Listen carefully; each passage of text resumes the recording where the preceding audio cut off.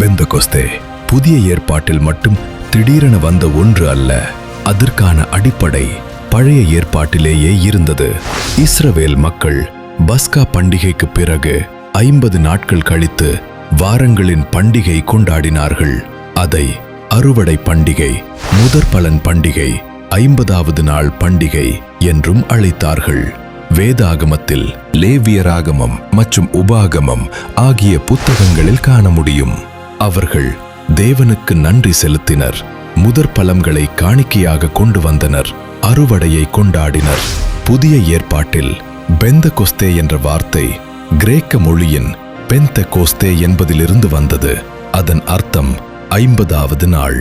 பென்டா அதாவது 5, அதாவது 5 பெருக்கல் 10, 50. இது இயேசு கிறிஸ்துவின் உயிர்த்தெழுதலுக்கு 50 நாட்கள் கழித்து வந்த நாள். அன்று பரிசுத்த ஆவியானவர் இறங்கினார். சீஷர்கள் பரிசுத்த ஆவியால் நிரப்பப்பட்டார்கள். பல மொழிகளில் பேச ஆரம்பித்தார்கள். பேதுரு தைரியமாக சுவிசேஷம் அறிவித்தார். 3000 பேர் மனம் திரும்பினர். இது கிறிஸ்தவ சபையின் ஆரம்ப நாளாக பார்க்கப்படுகிறது. இந்த பழைய ஏற்பாட்டு பண்டிகையின் நிறைவேற்றம்தான் புதிய ஏற்பாட்டின் பெந்தகொஸ்தே.